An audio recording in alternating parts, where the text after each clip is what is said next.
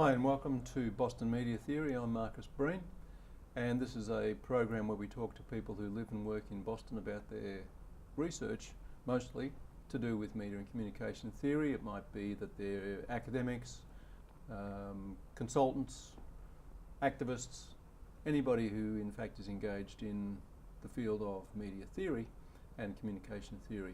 So today I'm delighted to welcome Matali Thakor, and I apologise for stumbling over the name Matali, but welcome. Matali's from MIT, and we're going to talk about your work around new media, I suspect, or what might be considered the internet by some, but also some of the important social projects that you've been involved in, and perhaps a little bit about your dissertation writing as well. So welcome to Boston Media Theory. Thanks, great to be here.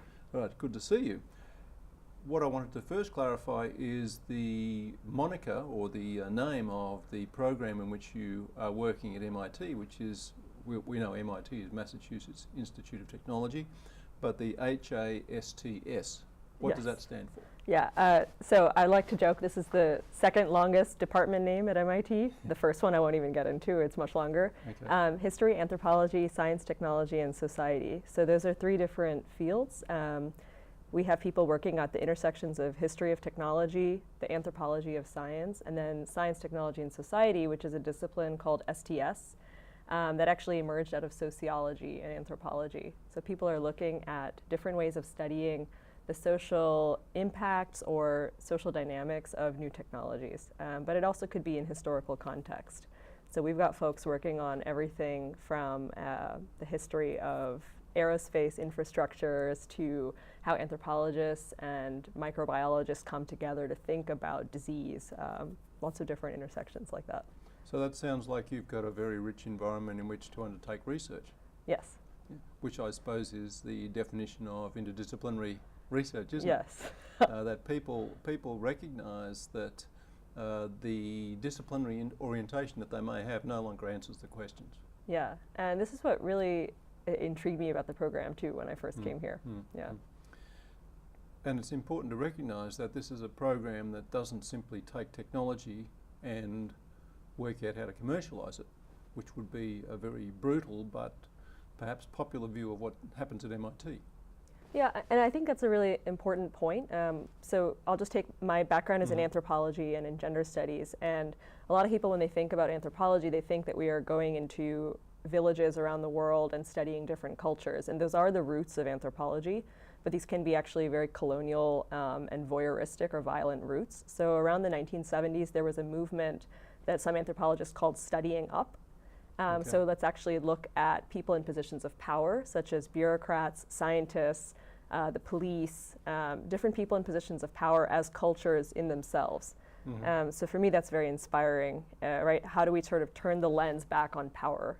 And so there's definitely an element of critique in what STS is doing too, right? We're not taking technology as a sort of panacea for different problems. We're going to look at all of the different aspects of how it gets taken up by a community. Sure. And it's important, isn't it, to recognise that there is a very serious set of questions, indeed a critique about technology. It seems to me that it's becoming more and more pressing as a critique on a daily basis, not only because of surveillance by the government and corporations, but by the centralising of all the information in the world in a couple of corporations. Most of it commercialised, most of it driven by advertising. Not to have a perspective on that seems to me to be somewhat problematic. Absolutely, and you know, and when we see people in anthropology or other social sciences fields getting hired by these companies just to help them do better consumer research, that's also something to think about, right? What does user research mean? Yes, indeed. How many times can you sell your soul to the devil? Might be another way of seeing it. But I think it's a good question, and it's a good dilemma to have. I've been a consultant myself, and I understand the challenge and the excitement of working on large-scale projects that impacts either public policy or commercial interests, and realise that there's a realist perspective, but that one also doesn't just check one's critical baggage at the door when one might be engaged in these sort of projects. But it's not easy. So let's finish up this little introductory thought on interdisciplinary work, and talk about what kind of interactions the program that you're in, the HASTS program, might have with the less interested or more commercially and technologically orientated programs at MIT. Do you in fact have interactions and maybe make a contribution to their thinking? Yeah, I don't think that's such an easy contrast to make. There's many different types of programs, especially graduate programs at MIT. The Media Lab is a very, I think, well-known department or program that is sort of interdisciplinary also. Some people are working directly with companies or other larger interests, but some people are working more internally within MIT doing, so-called basic research. Our department, we have people with science backgrounds who have now come into social sciences, right, sort of in a sort of roundabout way.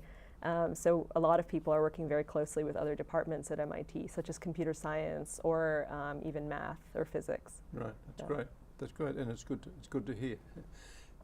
And it's important for the future of many fields, and potentially outside of that, the future of the species, that people have good questions to ask, which are about more than just how to make some money out of another technology, I suggest. One of the areas of research and a project that you have worked on, which I wanted to talk to you about, was the relationship between what might be the globalization of sex workers, or even the globalization of exploitation of labour, but in your case the exploitation of sexual work, and the internet, and the kind of project that was. It sounds like a fascinating area of interest where a number of questions, useful questions, can be asked about both the social world and the technological world. Yeah, so I just want to clarify my perspective on sex work is that sex work is labor, that unfortunately it's criminalized and policed in very harmful ways in many countries. So just wanted to put that clarification out. My project as an anthropologist, this was in 2006, so cell phones looked different back then. Yeah. I was looking at how different communities of sex workers, or people who might not identify as sex workers but are doing transactional sex in some way, were using their cell phones to facilitate their interactions outside of the sort of public surveilling gaze of police and other people on the street. So there were a couple examples I was looking at in India and in Thailand as well, but I think we could see this example in many different countries at that time. This was pre-iPhone also, or early days of the iPhone. But really, how does this sort of physical act of using a phone in public allow somebody to actually make some sort of arrangement or whatever it is, right? That almost creates a sort of shield for yourself outside of public space, right? So you're not being looked at by police as soliciting in the street, for example. That was very powerful. And so I'm looking at these little things like gestures and how we use technology in a very physical way to create power, and power against authority too. Okay, and was it a difficult project to look at these kind of very private interactions? Yeah, yes. This is work that's very close to my heart, and a lot of friends and people that are close to me do this kind of work, and I have experiences with this as well. And I was working with young women my own age, and actually volunteering as a sexual educator and doing sort of condom demonstrations and other sort of sex ed. So in a way, we were sort of peers too, right? Which can make things easier and also harder. And I think a lot of anthropologists will tell you that when we do ethnographic work, we do what's called participant observation, right? So you very much are immersing yourself in a community and what their practices are, which can also make it really hard to extricate yourself in order to sort of turn a sort of lens on it. Sure, it's a different way of doing academic work. Yes. Very clearly. Yeah. The reference to one's subjectivity has become very important in discussions of anthropology and the ethnographic methods that are used. A couple of weeks ago, I was chairing a panel at the Theorising the Web conference in Queens in New York City, and similar kinds of questions emerged in the Labor panel that I was hosting, and someone in the audience made references to the fact that they were sex workers, and wanted to, in fact, the questioner challenged the panellist to as to why he wasn't referring to them in a way that made them feel that they were human beings, but made them feel very poor about themselves. And this is in a highly advanced conference setting. predominantly a white audience. Mm-hmm. So the nature of research is changing. Mm-hmm. All that to say, are you finding that as well? Absolutely, yeah. And so my current research, I'm actually looking at computer scientists and police who are working on digital forensics and image recognition software, and I'm happy to talk about that more. Sure. In exploitation cases, so child exploitation cases specifically. So some people are forced into doing sexual labor, right? And I do want to separate exploitation from sex work. Those are two different things. Mm-hmm. But for me as an anthropologist entering all of these different spaces, yes, I'm read a very different way. I have to adjust my posture in different ways. As a woman of color, academic, we can't always enter all of the same spaces, but we also have access in different ways than the traditional sort of older male white anthropologists that we had seen 60 years ago.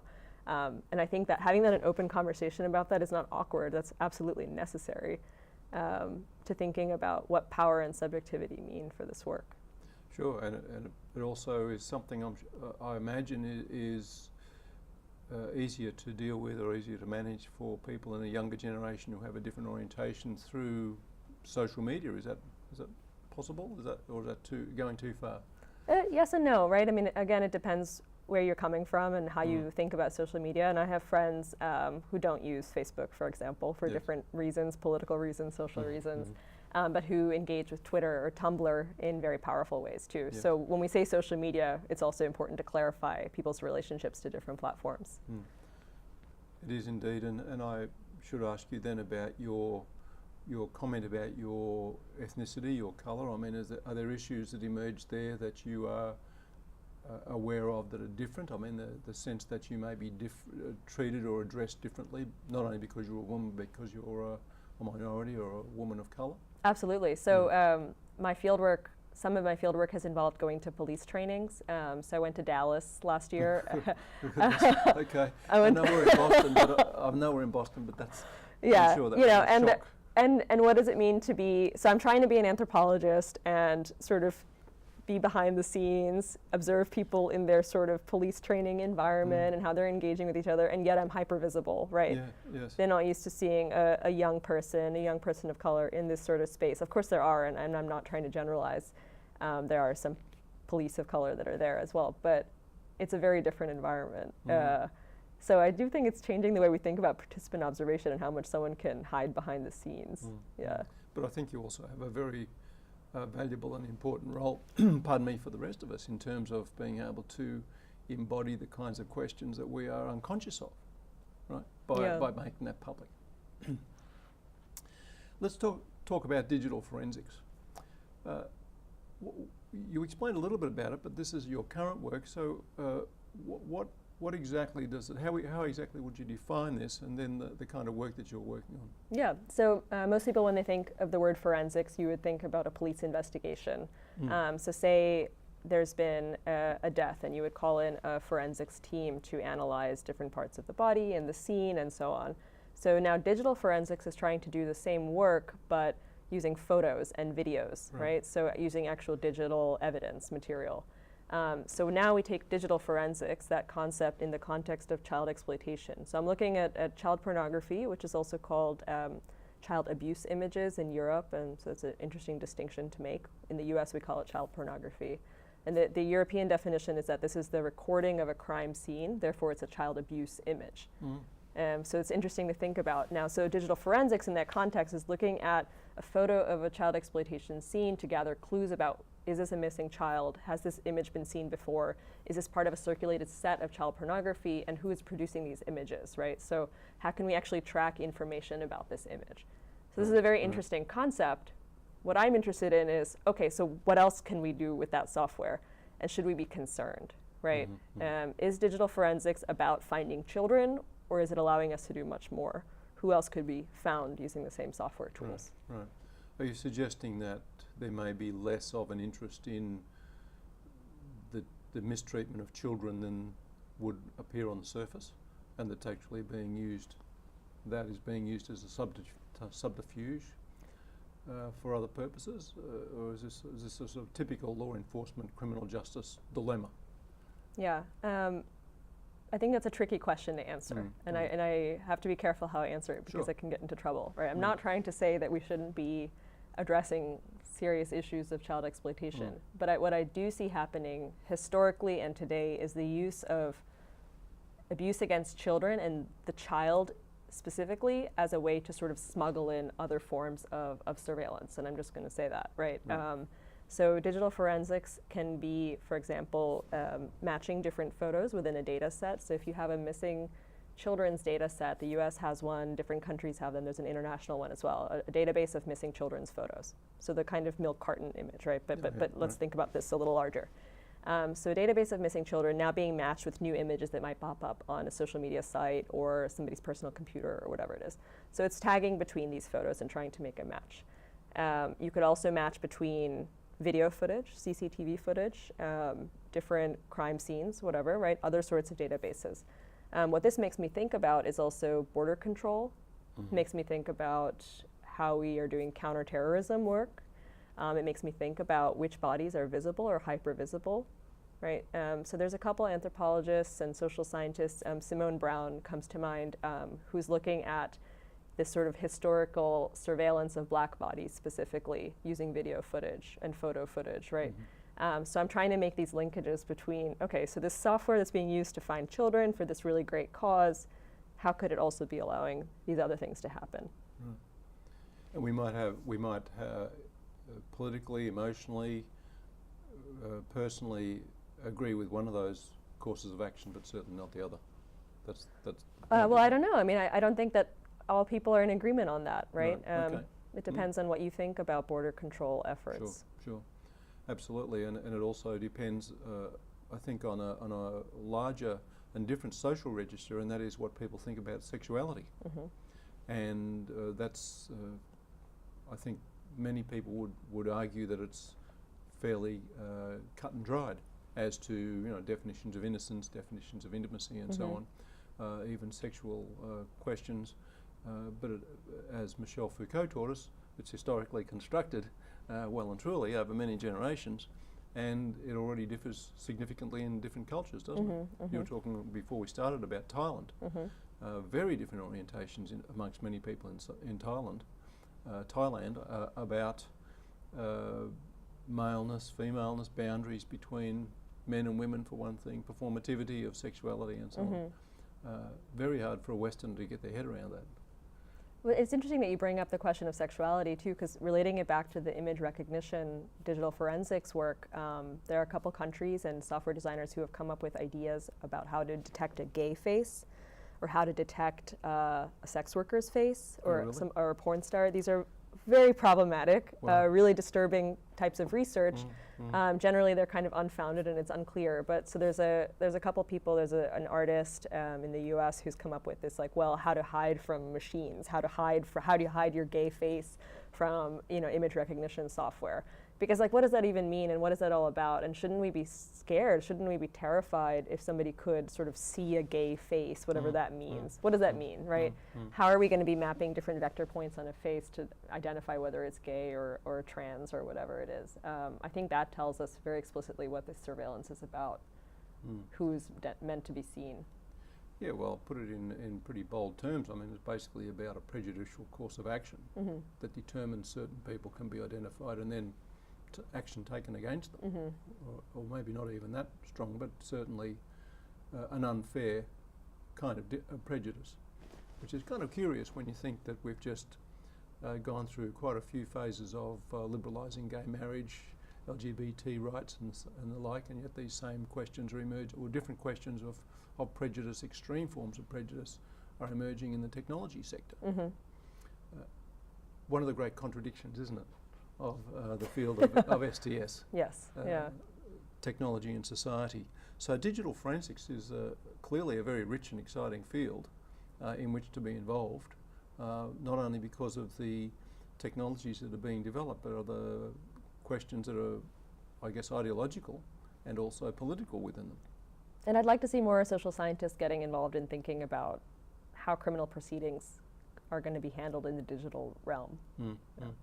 Well, I suppose it raises, and I mentioned this before, but it raises the question of how law enforcement and policing takes place, and the way it often is given a privileged value in a society, I would say often overprivileged in some societies, and I would say probably this one, the US society. I'm Australian, and we have been, not sure about now, but we have been more relaxed about policing and about the community, the notion of the community, whereas the default of law enforcement in this country tending to always resort to violence is quite unusual for me as an Australian, for example, even though, as I said, I've lived here for a while.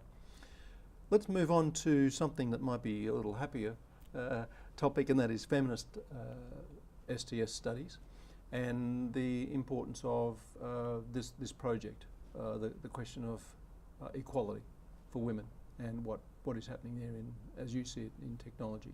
Yeah, absolutely. So as I mentioned, sort of the roots of STS are to look back on people in positions of power as sort of communities to study in themselves. And I think that's ultimately a feminist project. It's a very feminist and activist way of thinking about power and what society means, what sort of people society deems as powerful people, whether it's police, scientists. Generally, these are very masculine fields as well, right? So how are we thinking about them? I think one example we were talking about earlier was the Gamergate issue and sort of harassment online towards women or towards marginalized people who are underrepresented in certain fields. The internet is not a safe space. And yet, there's a lot of possibility and a lot of potential, right? So what do we imagine as digital space? Is there something like a digital commons, is this public space? Is it like being in a public park where anybody can do anything they want? Well, let's take an example of a public park like Boston Commons, for example. How many women do you see just sitting outside by themselves? I can count on both hands the amount of times that I've been harassed or followed in Boston Commons when I'm there by myself. And that's not to say there's something special. I think that's a very common experience for women and marginalized people in public spaces. So when we think about public space, safety is different for different people, right? So I think that feminist STS can tell us how to think about a digital issue like this, for example, what safety means and what protection might mean also. It also helps us, sadly, to identify the incredible amount of sexist and misogynistic belief and attitudes that are in circulation more generally. When the Gamergate case came up, or other similar cases where we see publicised, as it were, for the first time, because it's documented, what men say about women or what people say about other people. I think that in some ways has been a terrific contribution of the internet, although it's often very frightening and appalling to see it literally on a screen. So what used to happen in the schoolyard now happens for everybody to see, as it were. It becomes a slightly different kind of public. It was making it more visible, yes. Absolutely, absolutely. Even though it's still a very privately held view, it becomes public. I've just been looking at someone who you've worked with, Dana Boyd's work on the sort of network publics, and this idea of publics having a different meaning now. And how putting one thing on a screen, thinking that it might be to another person, is in fact entering the network in a very public way. And it's not so easy, right? Because somebody could be saying hurtful things to me online. Should my reaction be like, well, we should just shut them down and we should be censoring that platform?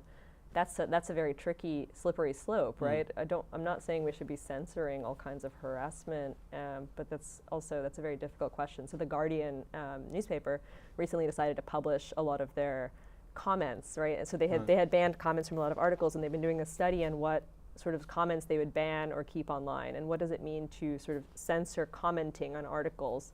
So newspaper articles, as most people who've read online, people will put all kinds of comments on there, sexist, racist, whatever. They might be trolling for no reason, or they might actually have something interesting to contribute to the article. So the Guardian had to sort of make this decision, which they decided to turn into a research project. What are the kinds of comments that we're getting? Which articles are the most likely to be harassed? And they found that they have this op-ed team, which doesn't have that many minorities or women on it, but those people, minorities and women, were getting the most harassive comments out of all of the op-ed contributors, which is really interesting, right? So what does that tell us about harassment online in just one little microcosm?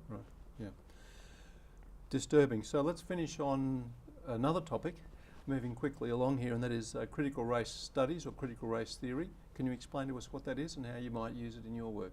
Yeah, so for me, when I think about feminist STS and anthropology, this is very connected to critical race studies. None of these are sort of different fields. But critical race theory in different fields can mean different things. It can come in terms of literature, in terms of social science, how we're thinking about race and ethnic identities in different spaces.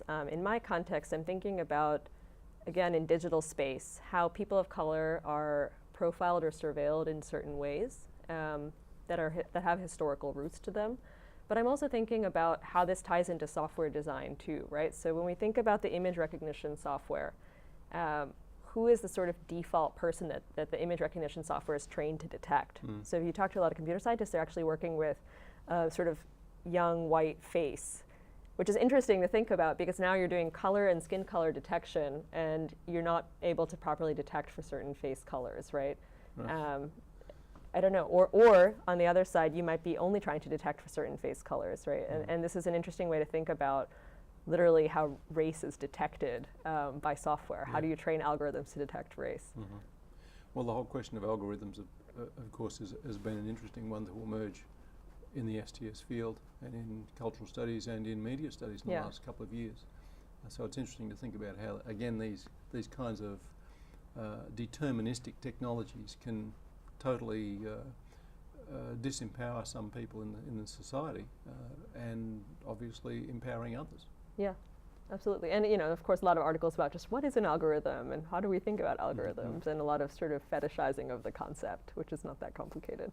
It's not that complicated. What do you think of the importance of having young people or even children taught how to do coding, which is all about algorithms? Absolutely. I mean, I think it's like learning a new language, right? And I hope we have a future where all children are sort of bilingual, trilingual, which it might include coding in some way. It's just another skill set.